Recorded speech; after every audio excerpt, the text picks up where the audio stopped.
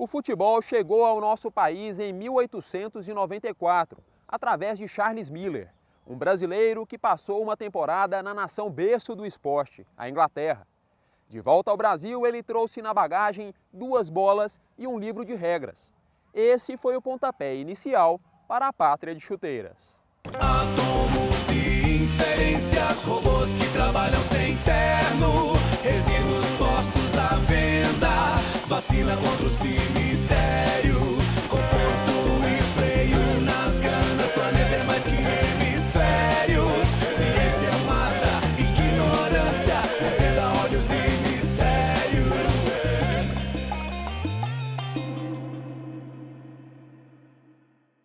O Brasil conta com 776 times de futebol profissionais e 435 amadores. Os jogadores com contrato definitivo são 28.203. A realidade da fama e dos salários cheios de dígitos é para pouquíssimos. 82% dos atletas recebem no máximo R$1.000. Ainda assim, muitos meninos que jogam descalços pelas ruas do país alimentam o sonho de um dia vestir a camisa da seleção. A seleção brasileira é recordista em títulos mundiais. Venceu 5 Copas, a de 58, a de 62, a de 70, a de 94 e a de 2002. E a expectativa agora é em relação à Copa de 2018 na Rússia. Seleção comandada pelo técnico Tite. Paula Parreira, jornalista esportiva, está aqui com a gente no Estádio Olímpico para falar um pouquinho sobre futebol. Paula, quais são as chances do Brasil nessa Copa da Rússia? Bom, são grandes chances, o Brasil volta a chegar a uma Copa como favorito, né? Principalmente pelas mudanças dos últimos 4 anos, depois daquela tragédia de 2014 e o 7-1 para a Alemanha, que impressiona pelo resultado, mas uma queda para uma grande seleção que acabou campeã numa semifinal, deveria até não ser um resultado tão ruim, né? Chegar entre os 4 finalistas, os 4 semifinalistas, não deveria ser um resultado tão ruim para a seleção. Mas aí veio o 7-1 e o sinal de alerta de que muita coisa estava errada.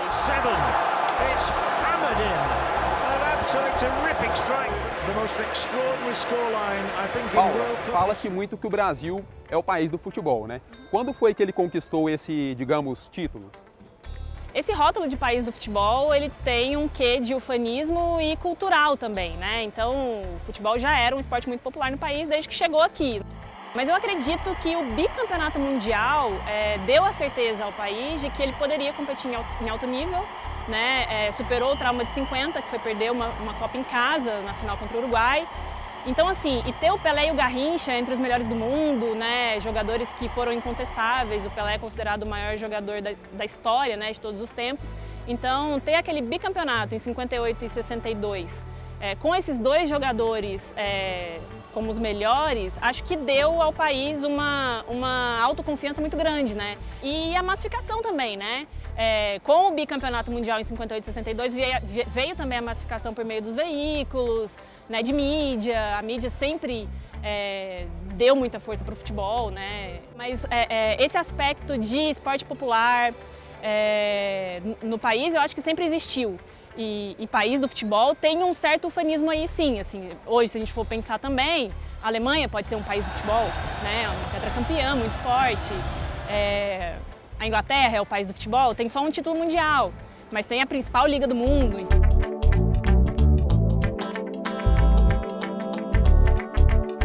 E o futebol é um esporte, mas também é um negócio que movimenta bilhões. É realmente um mercado de cifras astronômicas, né? Tanto de transações como salários, contratos, né? Envolve realmente muito dinheiro. Isso sugere que está tudo muito bem no futebol, mas não é bem assim, né? E envolver cifras tão altas traz também uma certa responsabilidade, né? Os clubes sempre movimentaram muito dinheiro, mas tiveram também sempre muitas dívidas. Né? E isso não é legal, e normalmente são dívidas tributárias, né? De não se pagar imposto. Então, dos últimos anos para cá é que isso está sendo mais equacionado, né? E tem também a questão da corrupção. O futebol está cheio de escândalos, né? A própria Copa do Brasil de 2014 tem dramas tanto de estrutura como da máfia dos ingressos, né? Que foi desbaratada aqui. Então, tem todos esses aspectos aí também. Nosso bate-papo agora é com o Paulo Gonçalves, um dos grandes nomes do futebol goiano, foi jogador profissional, treinou o Goiânia, o Atlético, o Goiás, o Vila Nova. Paulo, quais são hoje os principais campeonatos que a gente tem no Brasil? Olha, o principal é o Campeonato Paulista, aquele que nós temos conhecimento da grande rivalidade que vivem os times do Campeonato Paulista. Os outros, é verdade, estão empobrecidos, não chamam muita atenção do torcedor. Nós temos também a Copa do Brasil. Sim, a Copa do Brasil já é uma motivação bem maior, que é a busca pela Libertadores. A Copa do Brasil era um chamamento para a Libertadores da América e isso tem trazido uma motivação maior para os clubes. Paulo, mas o que movimenta mesmo, né, o Brasil como um todo é a Copa do Mundo, né? Não tem como ser diferente. A Copa do Mundo não adianta, né? É aquilo que o brasileiro e todos os torcedores dos outros países esperam.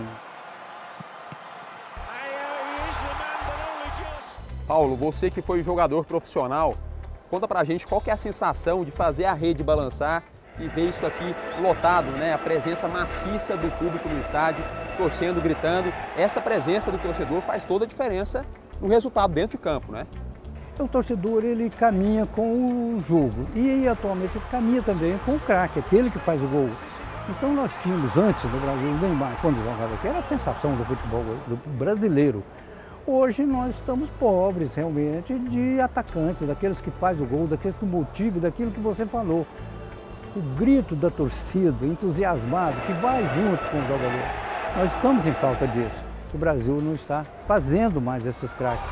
Então isso chama a atenção do torcedor. Nós temos aí jogadores do Campeonato Brasileiro, de uma forma geral, com jogadas bizonhas, e que o público realmente reconhece isso. Então há uma falta de base também, de formação de jogadores, de um trabalho técnico e científico que possa melhorar a base para que amanhã surjam novos jogadores, novos craques. Isso chama a atenção da torcida. Porque o torcedor muitas vezes vai a campo, às vezes por causa de um jogador. Ah, aquele é um craque, ele vai jogar, então o torcedor vai. Meu nome é Leandro Carvalho.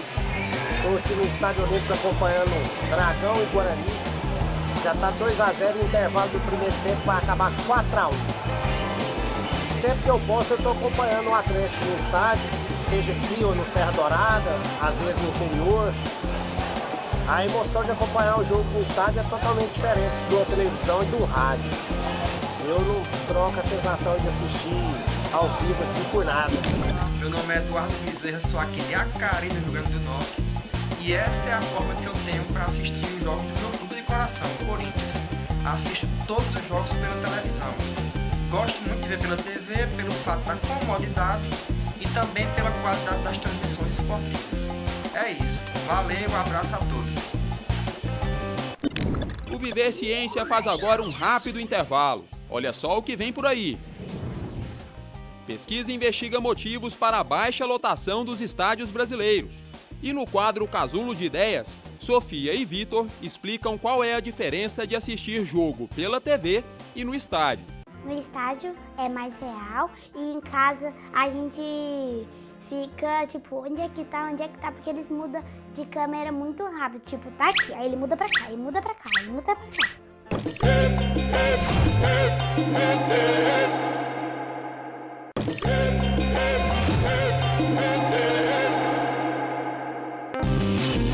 Estamos de volta com Viver Ciência e comigo aqui no estúdio está o Ricardo Limonge França Coelho, que é doutor em administração e professor da Universidade Federal de Goiás. Bem-vindo, Ricardo. Daqui a pouquinho a gente vai bater um papo, beleza? Combinado. Você vai conhecer agora um estudo que busca identificar os fatores que determinam a presença de público nos estádios do país, tendo como foco o Campeonato Brasileiro de Futebol, o Brasileirão. Vamos conferir o VT. Um grande desafio de se trabalhar com base de dados é a qualidade do dado. Então nós recorremos à Confederação Brasileira de Futebol, que publica desde 2012 os borderôs, ou seja, as informações de público, ingressos vendidos, ingressos colocados à venda da principal competição do país, que é o Campeonato Brasileiro. Então nós sistematizamos uma base de dados entre 2012 e 2017, uma base de dados bastante compreensiva, que incluía não só informações econômicas, como também informações mercadológicas, ou seja, a qualidade da marca dos clubes que estavam jogando as partidas. Então nós consideramos primeiramente os 12 grandes clubes do futebol brasileiro. 4 do Rio, 4 de São Paulo, 2 do Rio Grande do Sul e 2 de Minas Gerais. Esses 12 grandes clubes concentram a maior quantidade de títulos do futebol brasileiro. Então fazia sentido colocá-los em um grande grupo. Paralelamente, nós consideramos outro grupo, que foram clubes que são menores e continuamente participam da primeira divisão, mas às vezes caem e voltam e retornam, né, para a primeira divisão do futebol. O que a gente conseguiu observar é que esses 12 grandes clubes, eles concentram a maior proporção das taxas de ocupação nos estádios e a maior renda e presença de público nos estádios. Além disso, entre esses 12 grandes clubes, nós também observamos diferenças. Flamengo e Corinthians são mais representativos em comparação aos 10 demais. Como a base de dados inclui também informações sobre a Copa do Mundo, que foi realizada em 2014, nós identificamos um pico de aumento na taxa de ocupação no ano de 2014, só que essa taxa de ocupação diminuiu no ano subsequente e nós acreditamos que seja em função da crise econômica que aconteceu no Brasil. Pesquisas internacionais classificam algo como efeito lua de mel, que é quando você constrói um novo estádio, você observa taxas de ocupação grandes, né, em torno de 8 anos após a inauguração desse estádio. Isso não foi observado no Brasil. Nós observamos realmente um aumento na taxa de ocupação nas novas arenas e naqueles estádios que foram reformulados, né, para a Copa do Mundo, só que essas taxas de ocupação caíram nos anos subsequentes, em 2015 e 2016.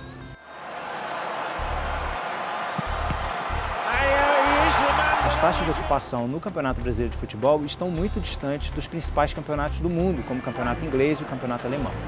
As taxas de ocupação do Campeonato Brasileiro de Futebol se assemelham mais ou menos às ligas turca e mexicana, ou seja, países periféricos em termos de futebol. A Premier League é considerada hoje a principal liga do mundo.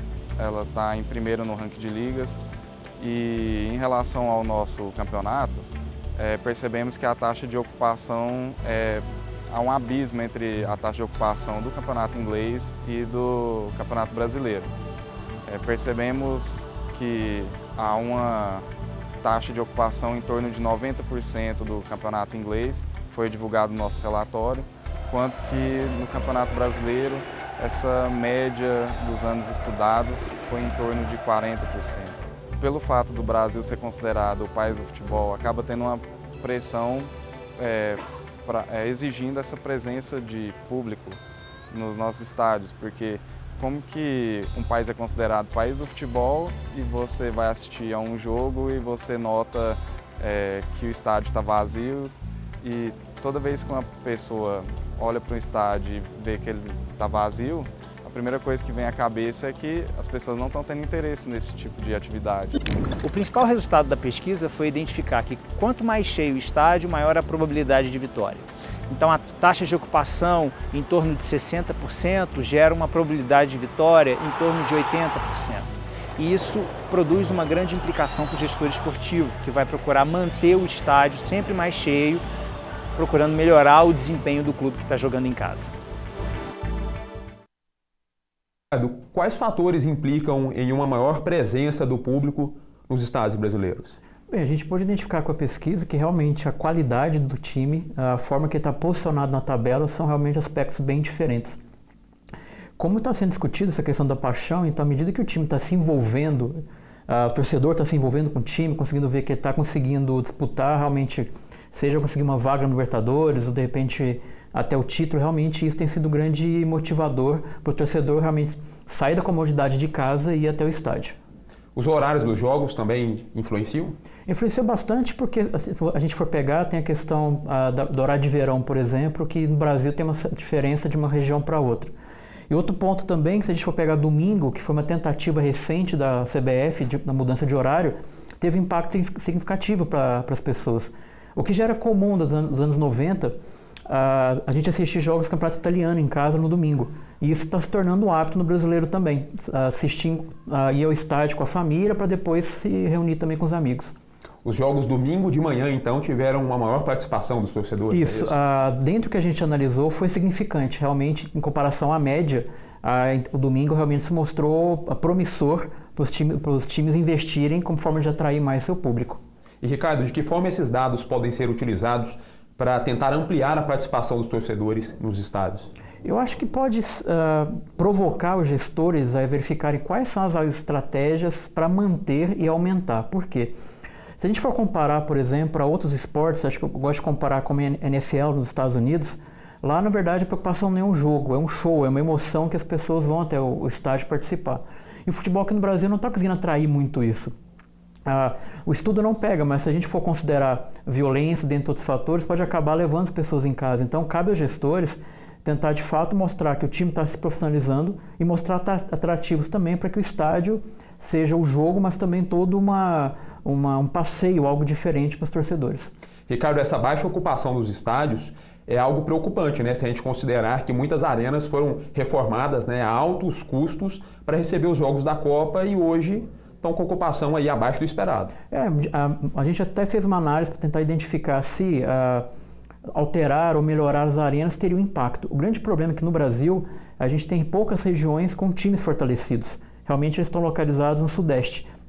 Então isso faz com que a população em outras regiões não tenham tanto acesso. Uma forma de tentar resolver isso é pegar os grandes clubes como o Flamengo e o Corinthians, que a gente conseguiu identificar que são aquelas com maior média de público, e começarem a pegar os jogos e levarem para as arenas de outras regiões.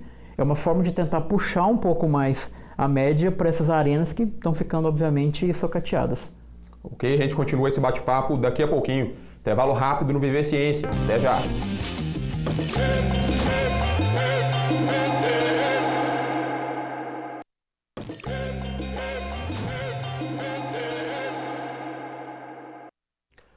Porque o futebol é essa paixão nacional, hein?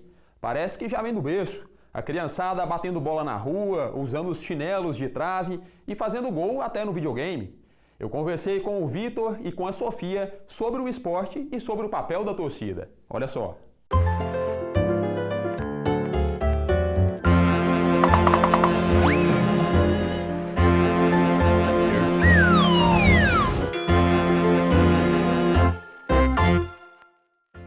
Eu me chamo Sofia e eu tenho 7 anos. Meu nome é Vitor e eu tenho 7 anos. Sofia, você gosta de futebol? Gosto. Gosta? Como que funciona o futebol? Futebol a gente funciona assim, primeiro a gente tem que pegar a bola e colocar naquela bola redonda que a gente tem. E aí depois a gente tem que chutar no gol. Se você não conseguir, você ainda vai ter que tentar, que você ainda vai conseguir. Assim que eu tentei. Você joga futebol então? Joga? E qual que é a sua posição? Hã? Você joga em qual posição? Nessa. Vitor, você gosta de futebol? Não, até que eu gosto um pouquinho com meu pai. E para qual time que você torce? Brasil e Botafogo. Por que as pessoas gostam tanto de futebol? Porque é um esporte e ajuda a gente a melhorar no pé e no nosso corpo. Isso mesmo. Mas aí quem não joga, quem só assiste, por que essas pessoas gostam tanto? Porque eles gostam do time e também porque eles fazem muito gol e eles comemoram. Qual que você acha que é a diferença de assistir jogo em casa, pela TV e no estádio? No estádio é mais real e em casa a gente fica, tipo, onde é que tá, porque eles mudam de câmera muito rápido, tipo, tá aqui, aí ele muda pra cá, ele muda pra cá, ele muda pra cá. É porque em casa eu prefiro lá, porque no estádio tem muitas pessoas que têm uma febre, eu não vou lá, sabe por quê? Porque eu não gosto de ir lá muito, porque no estádio é sujo. Você acha que a presença da torcida no estádio pode fazer a diferença no resultado do jogo? Depende. Por causa que a torcida, eles ficam, vai. O jogador, tipo, ele fica mais, tipo, eu vou conseguir, eu tenho que conseguir. Ele, tipo, fica mais animado.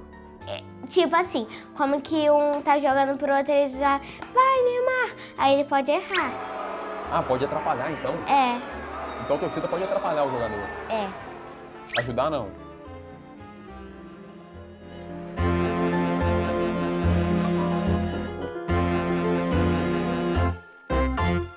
Ricardo, na opinião da Sofia, né, o excesso de pressão aí da torcida em cima do jogador pode acabar prejudicando o time em campo. Faz algum sentido, né? Faz bastante, porque acho que tem um aspecto psicológico. Se a gente for pegar, até no relatório a gente acaba analisando isso, os times que jogam em casa, em geral, também acabam ganhando mais, porque tem a questão do apoio, do incentivo. Quando vai para fora, joga fora de casa e realmente a pressão se torna ao contrário. Então, acho que a torcida tem um aspecto psicológico que cabe ao jogador, no caso, conseguir ter uma boa maturidade de ouvir a favor ou contra, mas conseguir desempenhar da melhor maneira possível. E vocês identificaram isso no estudo, né? Que quando o time joga em casa, as chances de vitória são maiores. Exatamente. Acho que tem esse apelo do jogador se sentir mais confiante, tendo apoio a tanto os hinos, as músicas que são feitas e visualmente também o estádio está preparado para aquilo. Aí o brasileiro, por se envolver muito com futebol, começa a chamar o nome do jogador, acho que tem toda uma motivação psicológica aí para que o desempenho seja realmente o melhor e, consequentemente, ganhar mais também os jogos. Ricardo, você acredita que a transmissão de jogos cada vez maior, né, em canais por assinatura também interfere na lotação dos estádios brasileiros? Eu acho que sim. Se a gente for pegar o movimento que está tendo, os canais de TV fechado estão começando a ter aplicativos a um preço muito popular, como Esporte Interativo, dentre outros, para as pessoas pagarem um pacote e assistirem jogos em casa. Isso tem um ponto positivo que as pessoas têm acesso ao jogo e à comodidade. E aí tem um desafio para o gestor de futebol. Como é que eu tiro esse cara que está em casa e levo ele para o estádio? Por mais que financeiramente para o time também é bom que isso cresça, porque ele consegue receber uma verba de televisão, só que ele está tirando essa aproximação da torcida com o time também. Ir ao estádio, ouvir um canto, se aproximar dos torcedores, viver aquele momento. Então, eu acho que de maneira geral, está realmente tendo essa diferenciação. Agora vai caber realmente o gestor conseguir fazer com que, beleza, você pode assistir quando seu time não estiver na cidade aqui, mas quando tiver, venha prestigiar. Quem são esses gestores, hein, Ricardo? Esse estudo já foi disponibilizado a eles? Nós estamos tentando colocar na mídia de maneira geral. A gente já deu uma entrevista em alguns rádios, algumas emissoras. E também a gente colocou num canal específico da internet, que é uma plataforma de pesquisa, para conseguir chegar nesses gestores. O grande problema é que esses gestores, não de maneira geral, ainda são feitos por pessoas que não têm muita questão de entender aquilo como negócio. Se a gente for pegar, a gente analisa... Um pouco amador, Ricardo. Exatamente. A gente for pegar a Liga Inglesa, por exemplo, ou espanhola, aquilo é visto como um negócio. Vender a camisa é um negócio, vender o ingresso é um negócio, vender o ingresso de toda a temporada para conseguir manter a receita, tudo isso acho que a gente ainda está pecando, porque tem a questão de como que os times são realmente colocados como um produto comercial para o torcedor.